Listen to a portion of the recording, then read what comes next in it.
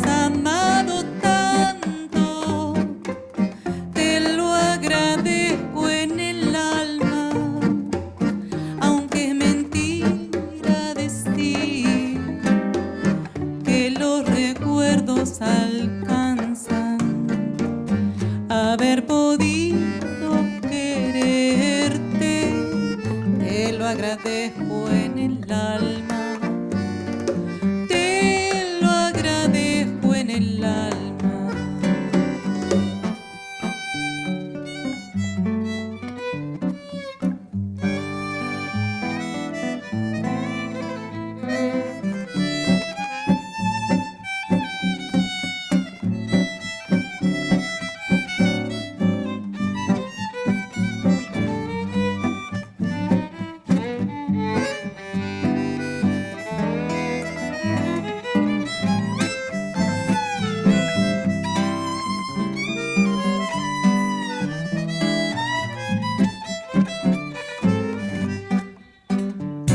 La tierra sigue girando, tras la noche viene el día, la vida encierra sorpresas, aunque parezca vacía, como cuesta confesar,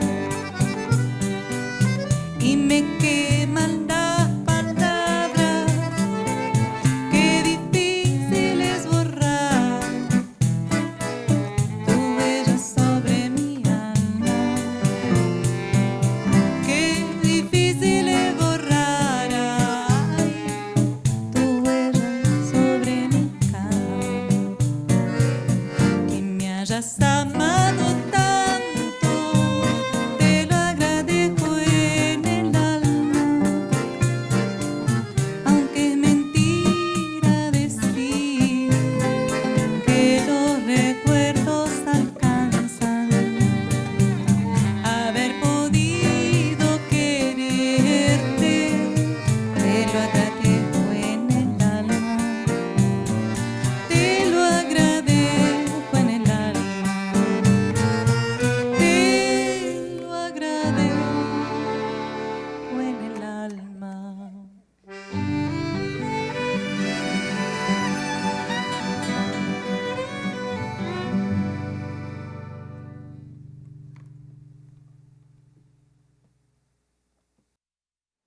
Hola, aquí desde la triple frontera, Brasil, Paraguay, Argentina, los saludamos. Y bueno, decir que este es el segundo concierto de la serie Arriba la Mezcla, conciertos didácticos sobre la cantautoría en el Uruguay y otras cositas más, realizado con el apoyo de Ibermúsicas. El primer tema que escuchamos, Que te olvide, es de una conocida cantautora uruguaya, Estela Mañone. Y bueno, es la primera obra de una cantautora que presentamos y justamente lo que me llamó la atención primero fue la letra. En este caso, haber podido quererte, te lo agradezco en el alma, no me resisto, es una perspectiva totalmente femenina. Y quería destacarlo aquí, pero volvamos al tema. Originalmente suena como un bolero que nosotros quisimos, a media marcha, transformar en una especie de lloro. Y invito a mi colega, compañero Lucas Casasio, para que nos hable un poquito de eso. Olá, olá. Bom dia, boa tarde, boa noite. Mais uma vez é um prazer aqui falar um pouquinho sobre música com essa turma mais que especial.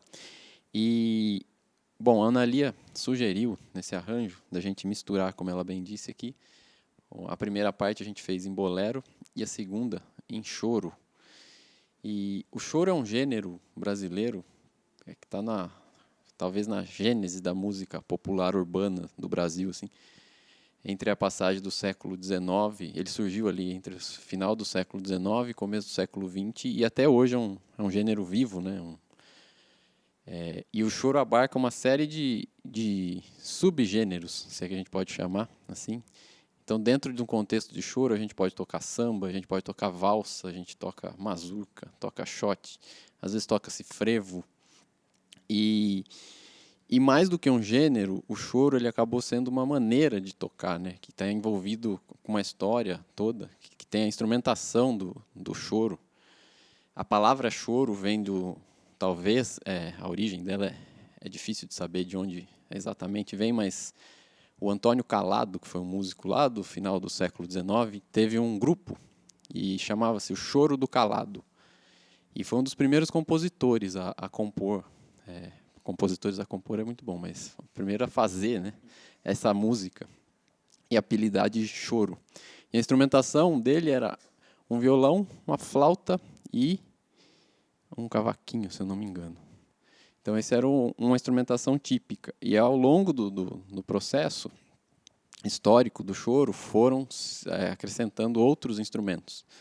Então, é muito comum a gente encontrar uma instrumentação de violão, como o Orlando está tocando, um instrumento solista, que em geral pode ser flauta, bandolim, o cavaquinho, que é o instrumento que faz o centro harmônico, e mais para frente adicionou-se o pandeiro, então, que é um instrumento que associa-se muito à música do Brasil, mas não é um instrumento brasileiro autêntico, né? É um instrumento árabe, vem lá de bem longe e é presente em várias culturas. E aqui no Brasil ele recebeu uma maneira especial de se tocar, que a gente identifica, né? Quando alguém toca, fala, esse pandeiro é do Brasil, né? Então, essas misturas estão presentes não só aqui na nossa performance, mas na história, né, desses gêneros todos que a gente tenta reproduzir aqui. As misturas estão sempre acontecendo, né? Então esse é um pouquinho da história sobre o choro, de onde vem essa palavra, né? Então tá ligado com o repertório, tá ligado com a instrumentação, com uma maneira de tocar. E é um gênero vivo ainda, presente na música do Brasil e fora do Brasil também, muitos lugares tocam choro, né? Tem clubes do choro na Europa, na Ásia, na América Latina, enfim, tá espalhado por aí. Então é isso. E ao longo do programa aqui a gente vai falando um pouquinho mais sobre essas misturas todas, que elas não tem um limite, né? Onde começa uma coisa e termina outra. Então a gente vai tocando e vai conversando. Bueno, Que te olvide pertenece al disco Bruma de Abril, lanzado en el 2007. Bruma de Abril, que hace justamente referencia al próximo tema que vamos a tocar, interpretar, Sueño Otoñal de Eduardo Mateo.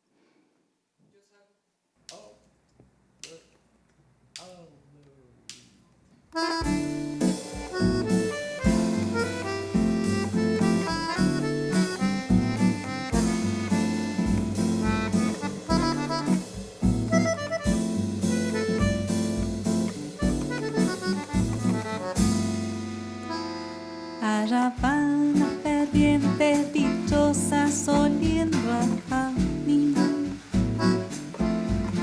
Mírenlas murmurar deliciosa la bruma de abril. Bruma de abril que empapado la rama del árbol, que engota olvidado la hoja que ha muerto y pesa aquel rastro.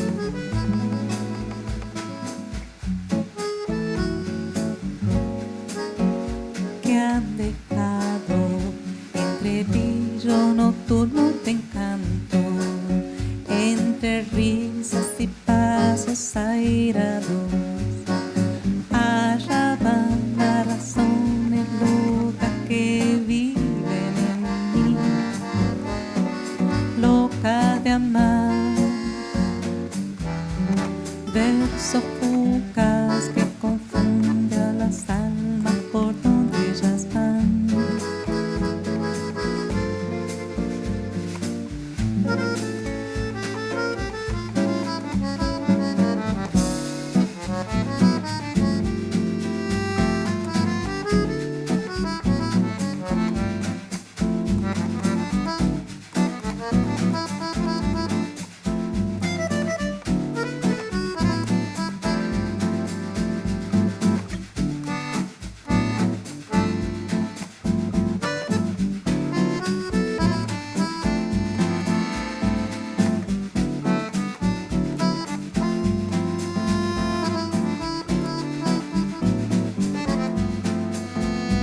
Allá va la del cante profundo si te han de mirar. Lleva un premio de amor al encuentro del sueño otoñal. Sueño otoñal que ha venido en los brazos cansados de aquel ser alado que ha dejado el cielo y pesa el rastro.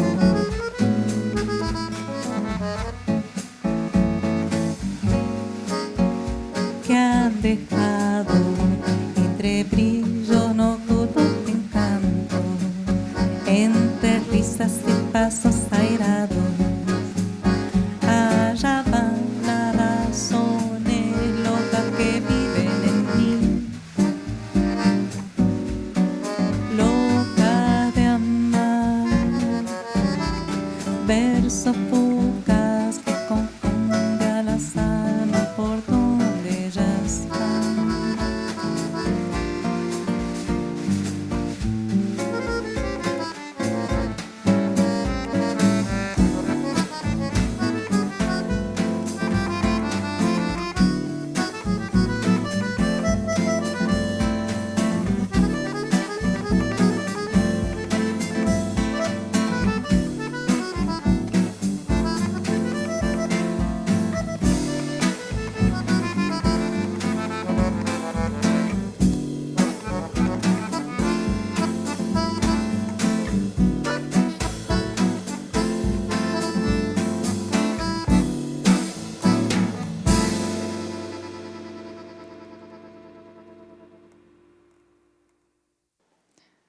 Bueno, ya vieron que nos tomamos bastante en serio esto de las mezclas, así que transformamos el sueño de Mateo, en realidad ya lo intuíamos en la composición y lo cambiamos un poquito y lo hicimos bossa, totalmente. Y bueno, es que como ya dije en el concierto anterior, muchas veces lo que es la mezcla suma calor, suma cuerpo, suma movimiento y color. Y además, en este caso, es bastante conocida la afición de Mateo por la música brasileña, especialmente por la bossa nova. Eso no es una novedad. Y otra vez invito a Lucas, mi colega, compañero. Olá, olá. Bem, esse foi mais um arranjo que a gente misturou, e entre essas misturas, como a Ana Lia colocou, a gente escolheu a bossa nova.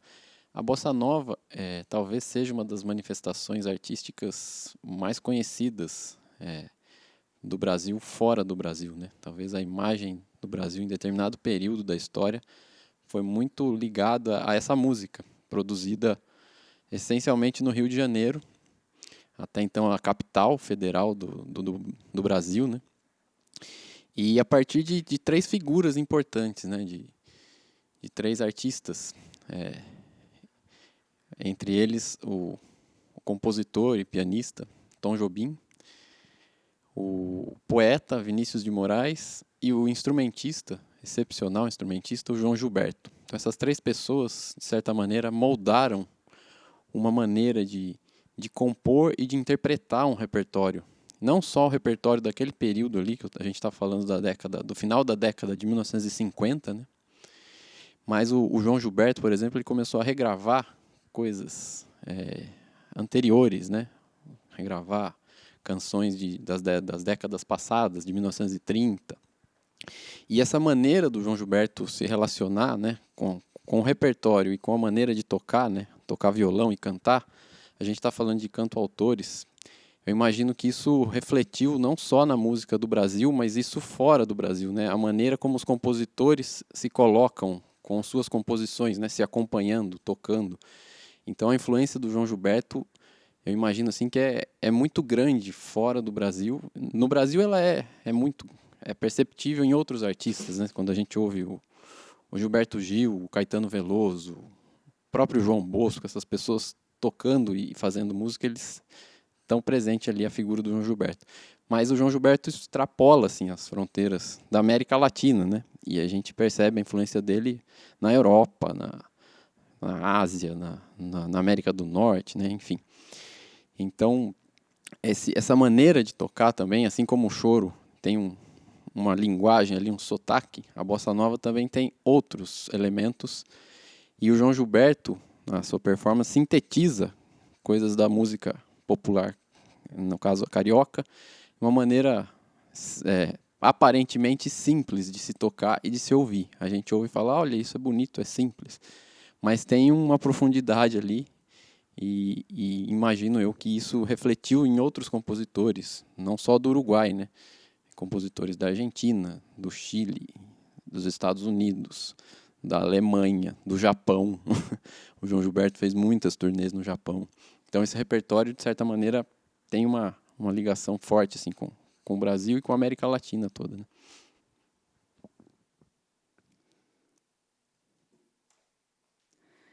Y bueno, para los que vieron el concierto anterior, recordarán que ya habíamos hecho una referencia a Sueño Otoñal en el tema No hay drama, nena, de Gustavo Pena. Y otro dato también del concierto anterior es que interpretamos la canción Súmale de Rubén Olivera, que está en el disco Una tarde de abril. Y entonces yo empiezo y digo, bueno, Bruma de abril en Estela Mañone, Bruma de abril en Mateo, y Una tarde de abril en Rubén Olivera, y digo, ¿qué onda con abril? ¿Qué pasa en abril en Montevideo? ¿No? Y la verdad que busqué y no encontré. Así que, o sea, la referencia más precisa, ¿no?, que tú ves que quizás justamente el mes de abril, que es la llegada del otoño, sea por eso, ¿no?, el sueño otoñal, ¿no? Por eso la importancia de ese mes, porque realmente el otoño en Uruguay se siente. Nosotros aquí estamos desacostumbrados, ¿no? Con 2 estaciones en el año, casi no sabemos cuándo es otoño o primavera, vamos del invierno al verano casi. Y bueno, para Uruguay eso es una transición importante, dejar el verano, ¿no?, con todo el calor, en fin, la playa, las vacaciones y la fiesta del carnaval, y entrar en el año. Pero bueno, ya dejamos esa consulta para el que quiera sumarse a esta duda. ¿Qué pasa en abril? Porque es un marco importante de la poética musical en el Uruguay. Otro cantautor de larga trascendencia en la música uruguaya y que en un par de situaciones lo encontramos conectados a la música brasilera justamente es Fernando Cabrera, nada menos. Aquí en nuestra mezcla, que incluye un aire de maracatú, después Lucas va a hablar un poquito de eso, nos inspiramos también en la linda versión que hizo Liliana Herrero de este tema. Perdón, La casa de al lado, de Fernando Cabrera.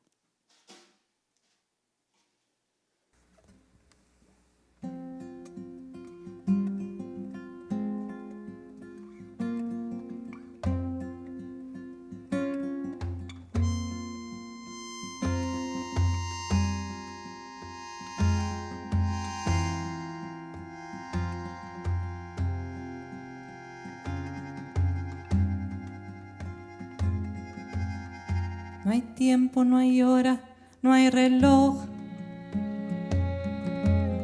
No hay antes, ni luego, ni tal vez.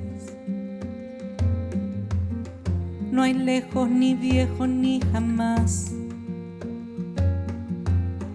En esta olvidada invalidez.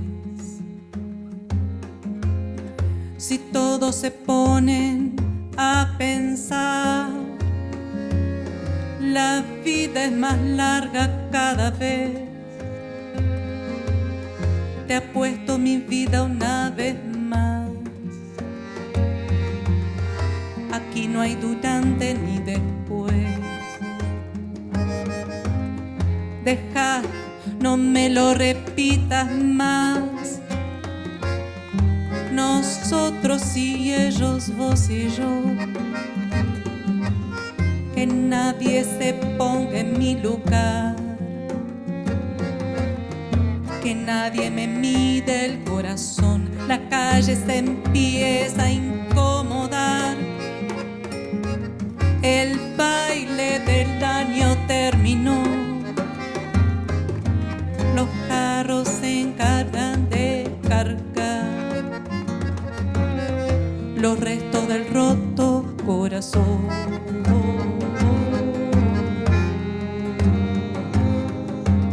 Aquí no hay tango, no hay tongo ni engaño. Aquí no hay daño que dure 100 años. Por fin buen tiempo, aunque no hay un mango. Estoy llorando, estoy me acostumbrando.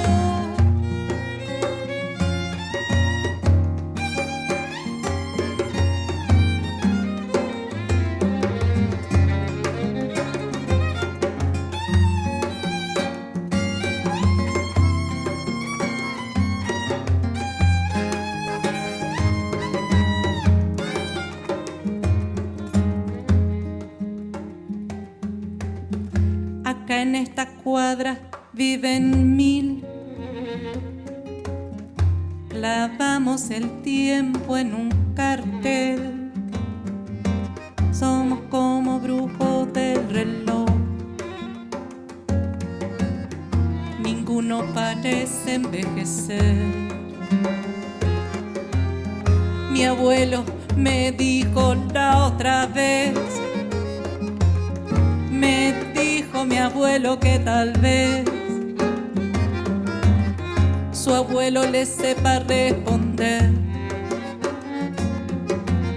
Si el tiempo es más largo cada vez.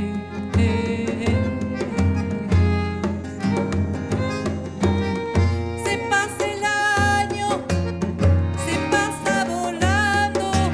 Aquí no hay nadie que pueda alcanzarlo.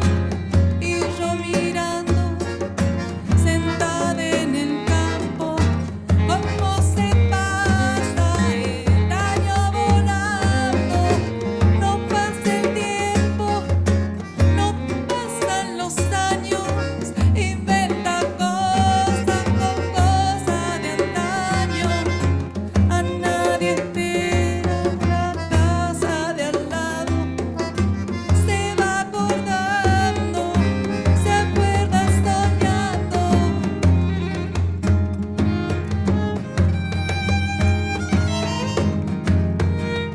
Se acuerda soñando.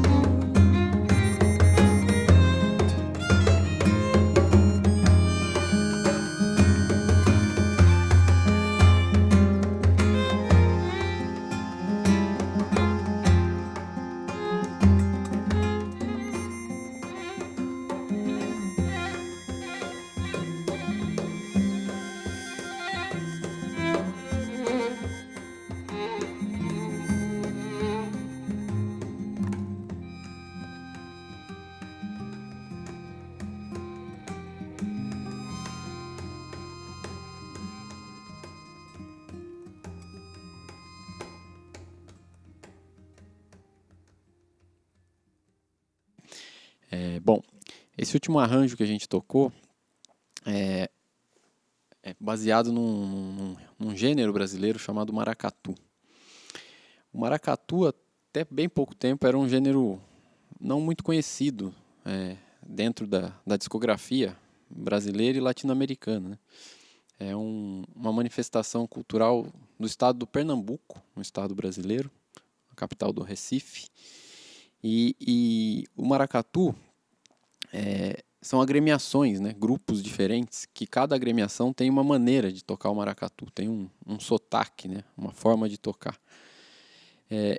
A música do maracatu apareceu na musicologia brasileira e latino-americana uma das primeiras vezes através de um compositor carioca, o Guerra Peixe, que teve um período da vida no Recife, estudando os blocos de maracatu e escreveu um livro chamado Maracatus do Recife.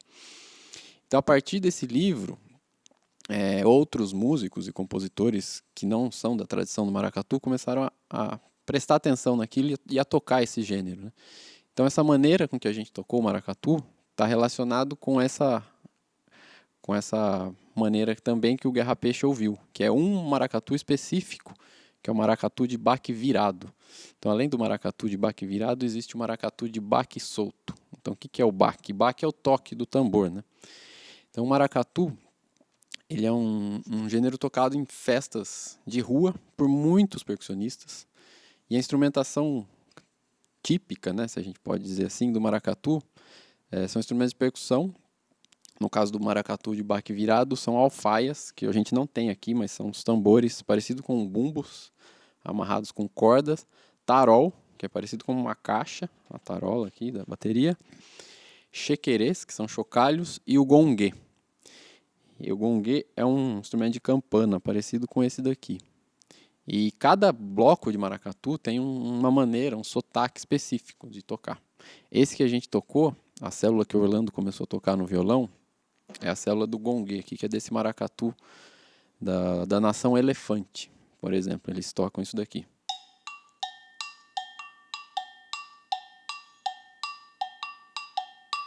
Então, a partir do livro do Guerra Peixe, que ele transcreveu essas células rítmicas todas, as pessoas começaram a tocar o maracatu a partir daquele livro, que é um maracatu específico.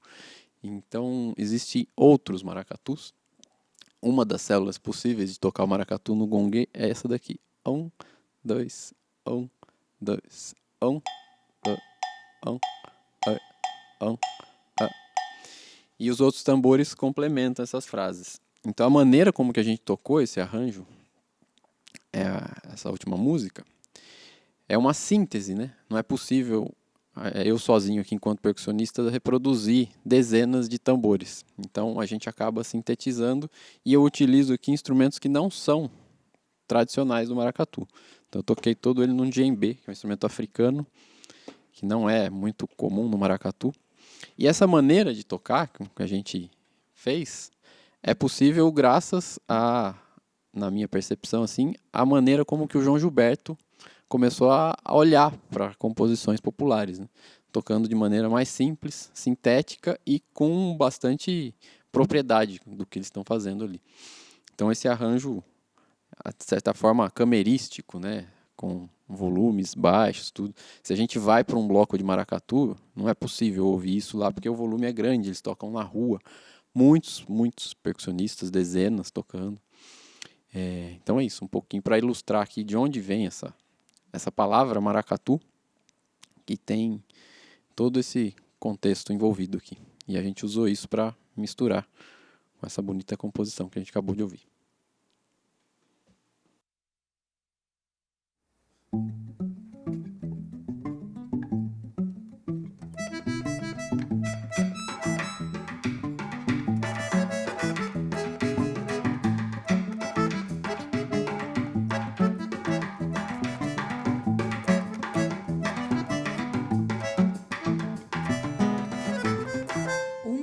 Y un fosforito comienza el rito para templar los parches, los corazones y sus razones para golpear.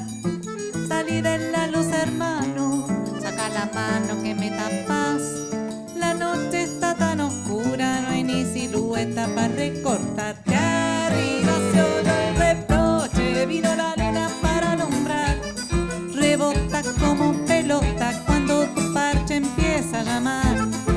Y atiza la risa y la carcajada para quebrar la tristeza y el silencio y también la oscuridad.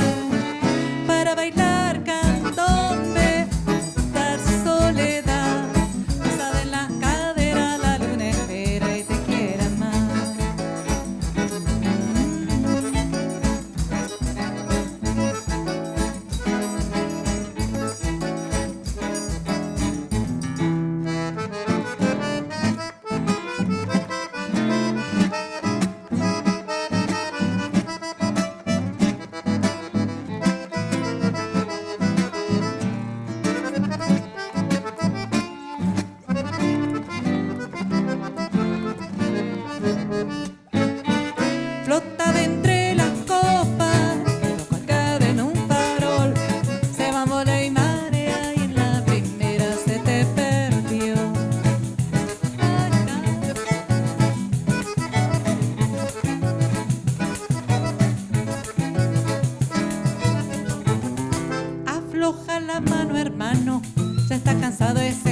morir.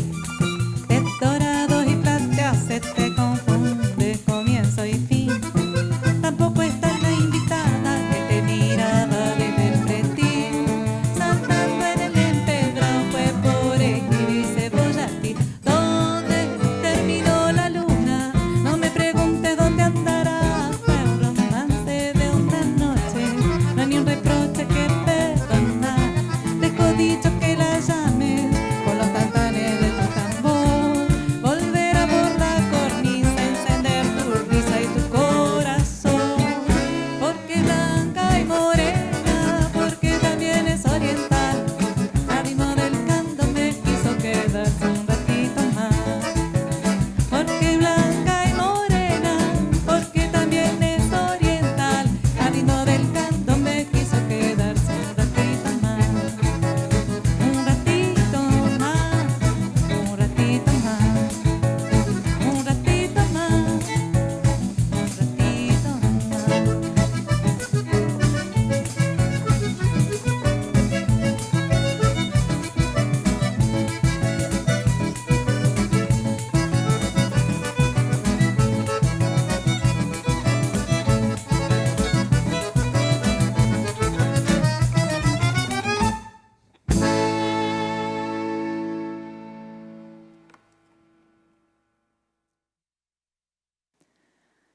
Bueno, el último tema que interpretamos, Romance de las Llamadas, fue compuesto por Marcel Chávez. Pero así como en el concierto pasado yo les había contado que Soy el tambor, me había llegado por la voz dulce y fuerte de Chabela Ramírez, este romance me llegó con la voz poderosa de Lágrima Ríos, cantante afrodescendiente que se dedicó principalmente a cantar tangos, milongas y candombes, músicas con mezclas como nos gustan. Bueno, pero vuelvo a convocar a Chabela en este momento, que nos explica un poco de la historia de las llamadas, pieza fundamental del carnaval montevideano. Dice, en 1956 la comunidad nuestra estaba armando las fiestas negras, que eran una semana con charlas, exposiciones. El candombe no era lo más importante, dice Chabela. Incluía otras cosas, pero como había mucho desorden, ACSUM, la Asociación Cultural y Social Uruguay Negro, le pidió a la Intendencia de Montevideo que interviniera y ayudara con la infraestructura que el colectivo afro no tenía y que todavía no tiene, aclara Chabela, pero dice que avanzaron un poco en ese asunto, pero bueno. El resultado, sigue, fue que a toda aquella fiesta negra de una semana, la Intendencia de Montevideo la transformó en un día solo, el Día de las Llamadas, en el que no se hace una fiesta de ida y vuelta, sino un desfile. Y completa. Si lo mirás objetivamente es como un desfile militar, una comparsa atrás de la otra, cada 10 minutos sale una, entra la otra. Bueno, y después transformaron las llamadas en un concurso con ciertas características y reglas, y eso fue cambiando hasta los días de hoy. No vamos a profundizarnos aquí en el tema, es para llamar un poco la atención sobre esas transformaciones que ocurren no solo en las músicas, ¿no? Las mezclas, como decimos, pero también en las manifestaciones populares en general y por varios motivos, ¿no? Que a veces nos cuestan un poco entender.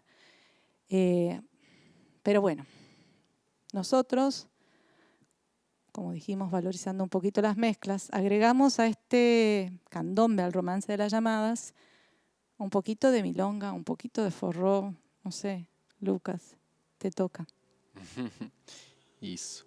Essa é mais uma das provocações da Ana Lia, que ela chegou com essa música e falou, eu queria transformar esse candombe, essa milonga, num forró. Aí eu, forró.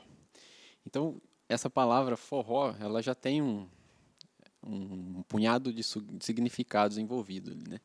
Então, forró é um grande guarda-chuva, assim, que cabem vários gêneros musicais ali dentro, incluindo o próprio forró.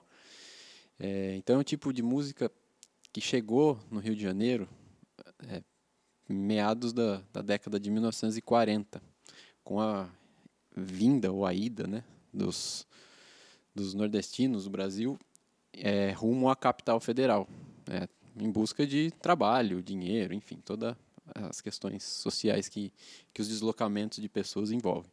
E junto com as pessoas acaba indo a cultura, né? A música, a comida e tudo mais. E tinham muitos imigrantes nordestinos no Rio de Janeiro.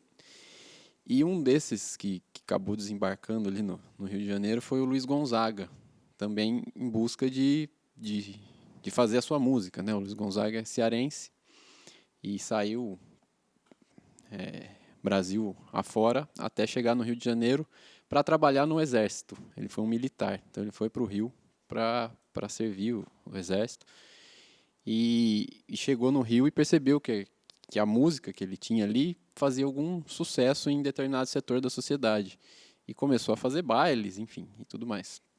E ao longo dos anos, ele conheceu pessoas, participando de programas de calouros, né, e tudo mais, e acabou entrando na indústria fonográfica. Tamanho sucesso que ele fez ali no Rio de Janeiro. E tocando uma música que não era popular, né? Quando a gente pensa na música popular do Brasil, na década de 1940, 1950, tem o ideal do samba, né? A música carioca. E o Luiz Gonzaga chegou fazendo outra música. E tocando gêneros como o chachado, que é a música do cangaço, música de cangaceiro, ciranda, quadrilha. São gêneros que no Brasil tem as festas juninas, são muito tocados nessas festas, esses gêneros. E ele acabou ali inventando um gênero que ele se diz autor, que é o baião. Então, dentro do forró, a gente toca baião, toca chachado, toca ciranda, toca shot, que é um gênero de dança. O nome vem muito parecido com a dança europeia, mas a música é diferente. Enfim, dentro do forró tem todo esse apanhado de coisas. E a partir da provocação da Analia, eu devolvi a provocação. Porque eu peguei os instrumentos, aqui não foi possível eu reproduzir tudo isso, porque eu estou sozinho aqui, mas no disco que a Analia está lançando agora, está lá tudo registrado.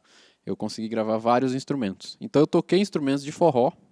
Quais são os instrumentos de forró? Se você prestar atenção num trio de forró, tradicionalmente tem uma sanfona, igual essa que o Vitor está tocando, zabumba, que é um bumbo tocado com uma baqueta em cima e outra embaixo, mais ou menos isso aqui, ó.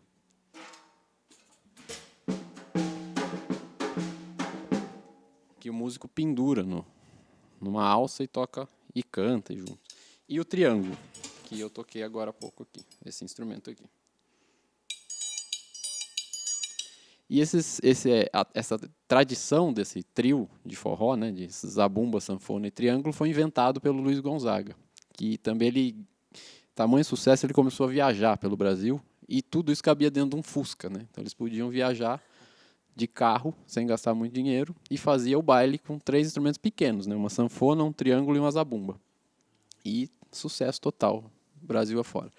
Então, a partir dessa instrumentação, eu fiz o contrário. Eu toquei as levadas de candombe e de outros gêneros nesses instrumentos. E, por incrível que pareça, quando eu escuto assim, parece que é forró, porque é muito próxima a rítmica do candombe, as células do candombe. Quando a gente passa para um instrumento que não é do candombe, soa um pouquinho diferente, mas soa parecido com o forró, e soa parecido com o candombe, soa parecido com a milonga, e às vezes parece machixe, e essa mistura acho que é interessante nesse sentido. E só para exemplificar aqui um pouquinho sobre a mistura também, eu falei do Luiz Gonzaga, ele foi um dos primeiros a gravar esses gêneros, né? Ele e o Jackson do Pandeiro, que foi outro músico importante. E o Luiz Gonzaga, quando chegou no Rio, ele não chegou a ponto de ter a sua própria banda. Então ele entrava no estúdio e tocava com a banda que estava no estúdio.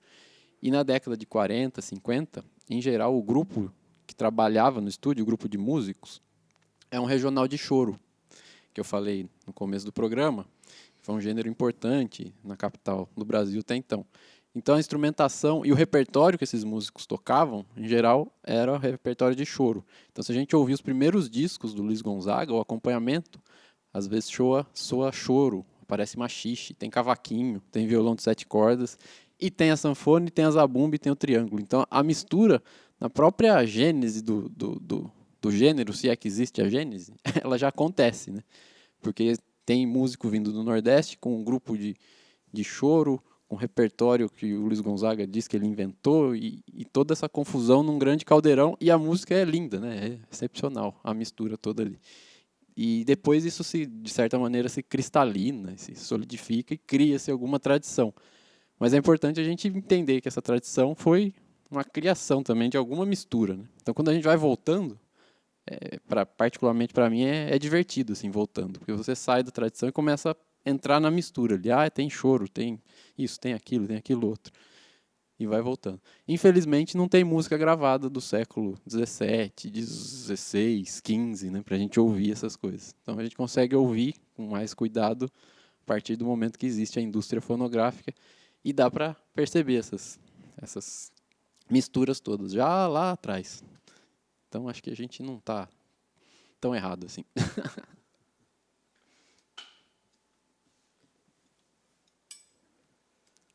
Lucas, você vai apresentar Forró Brasil? Dá tempo? Te toca. E por falar em forró, a Analia sugeriu que a gente escolhesse uma música para fazer uma formação instrumental aqui.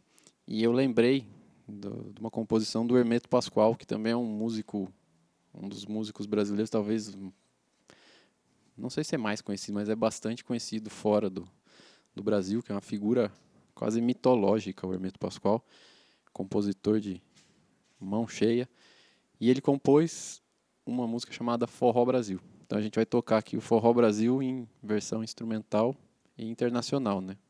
Com o violão paraguaio, um violino venezuelano e o pandeiro aqui de Campinas.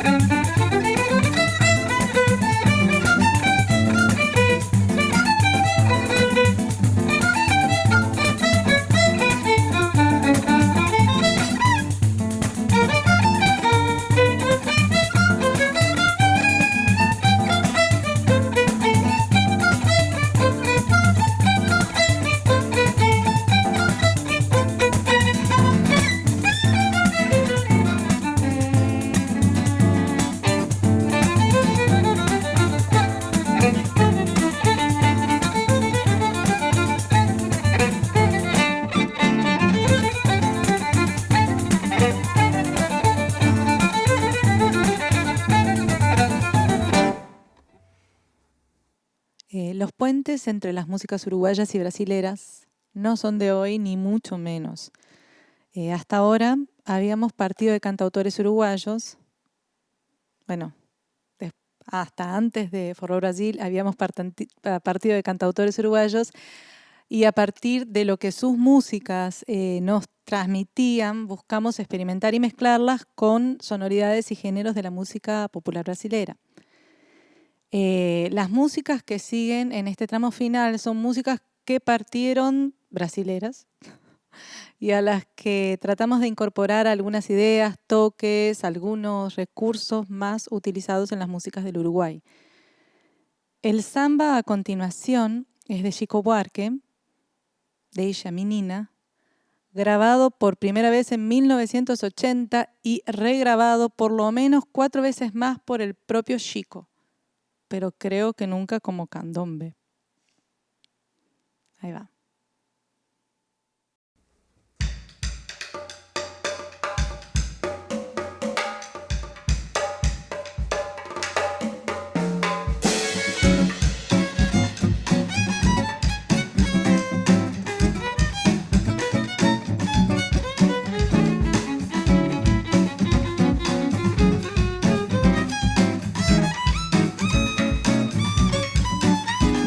Estar na sua presença, meu pesado rapaz, mas você vai mal mal demais.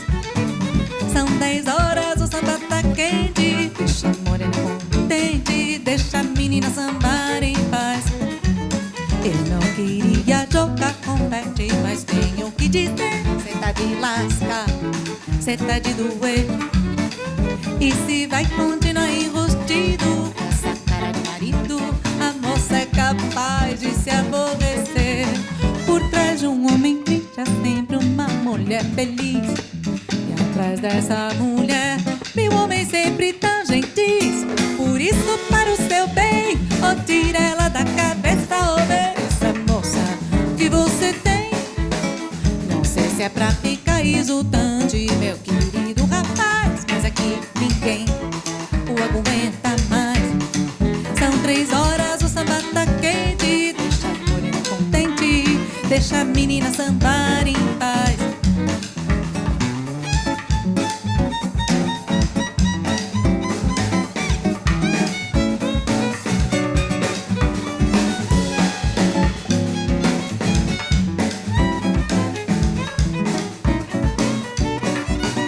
Por trás de homem triste há sempre uma mulher feliz.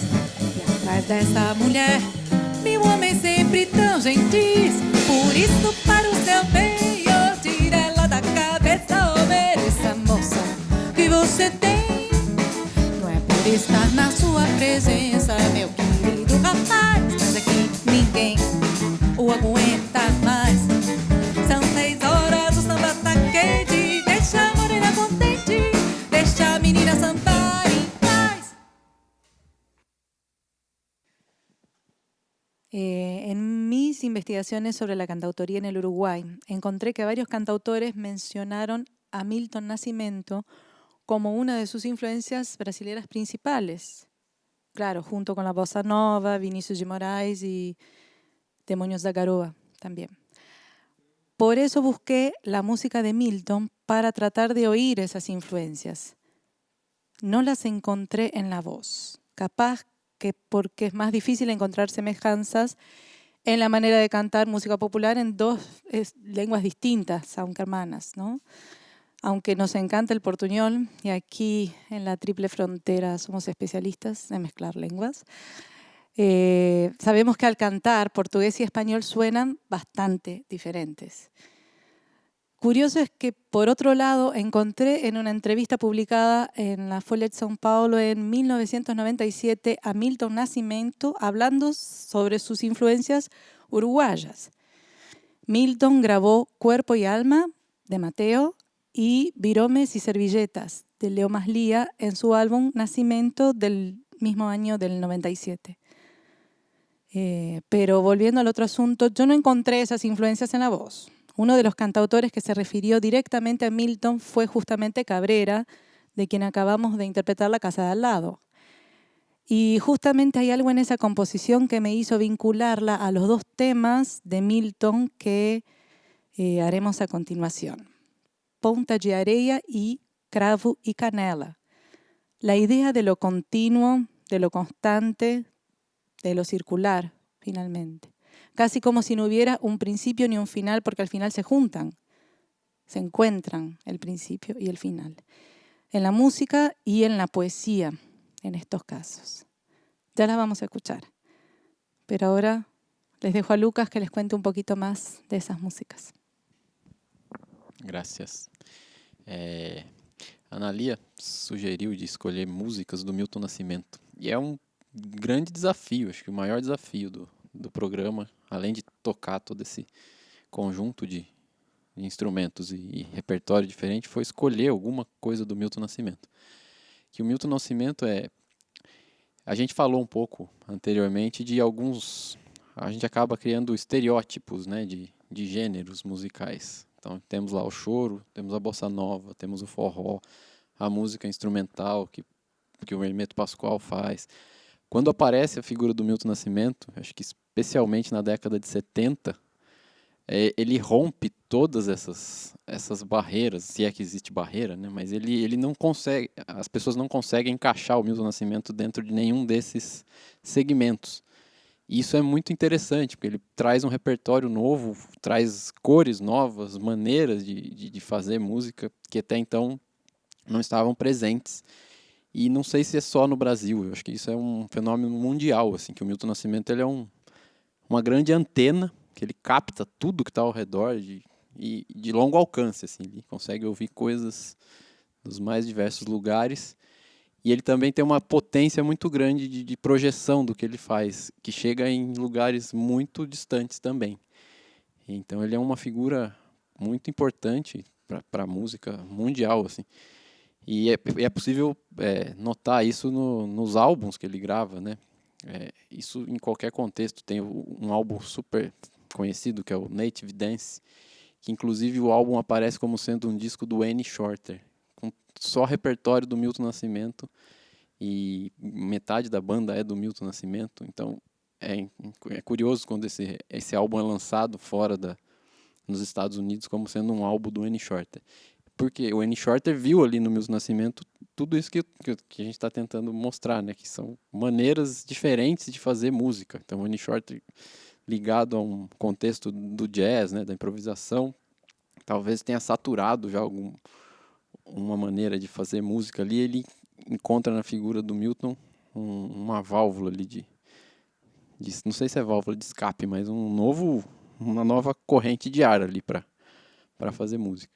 Então, é um grande desafio, assim, tentar colocar o Milton Nascimento em algum lugar, e ao mesmo tempo tem tudo a ver com esse programa aqui, que é isso, né? Ele está aberto a influências das mais diversas, e ele também emite a música dele para diversas culturas diferentes e consegue comunicar com muita gente. É incrível, um poder expressivo, assim, impressionante.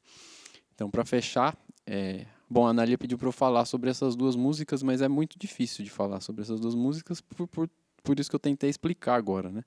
Então, o Cravo e Canela parece um samba, né? Mas a gente vai olhar o compasso é ternário, né? Um samba em 3/4, que também é diferente. O Ponta de Areia parece uma canção de ninar, assim, né? Uma coisa meio pentatônica ali, que fica aquela repetição como um mantra, né? Uma reza, e vai desenvolvendo toda a expressividade da canção através de uma repetição, que uma repetição também tem uma estrutura métrica interessante, né? Que gera esse contraste entre a repetição da mesma melodia com a métrica e até certo ponto irregular, né? Então tudo isso para finalizar dizendo que é um desafio muito grande falar sobre o Milton, tentar classificar as coisas aqui. E é isso, acho que é uma figura importante para fechar. E a influência dele está em todas as culturas, né? A Analia bem colocou, os uruguaios, e isso que está presente em outros países, né? De maneira também muito forte. Então é isso. Agradeço aqui mais uma vez. Não sei se a Analia quer falar alguma coisa para finalizar. Y vamos a tocar o Milton. Bueno, entonces como dijimos, nos despedimos con Cravo y Canela y Ponta de Areia de Milton Nascimento. Y bueno, quería recordar, este es el segundo concierto del proyecto Ibermúsicas Arriba la Mezcla, sobre la cantautoría uruguaya y las mezclas en general. Y bueno, este fue especialmente dedicado a las mezclas con la música brasileña, pero tendremos dos más, uno dedicado a las mezclas con la música venezolana, Uruguay más Venezuela y otras cositas más, y otro dedicado a la mezcla con la música del Paraguay, Uruguay más Paraguay, etcétera, etcétera, y otras cositas más. Bueno, y aprovecho también para terminar, para presentar aquí mis compañeros. Bueno, allí, en el violín, inmutable, María Betania Hernández, de Venezuela. Un gusto.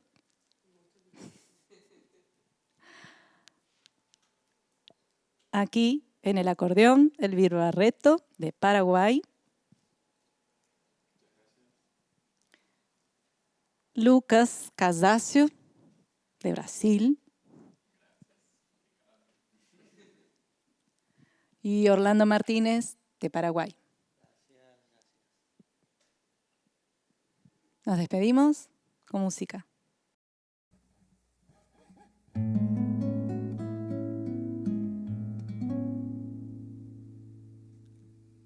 Ponta de areia, ponto final da Bahia, Minas, estrada natural que ligava Minas ao porto, ao mar. Caminho de ferro mandaram arrancar. Velho maquinista com seu boné lembra o povo alegre que vinha copejar. Maria Fumaça não canta mais para mostrar as flores, janelas e quintais.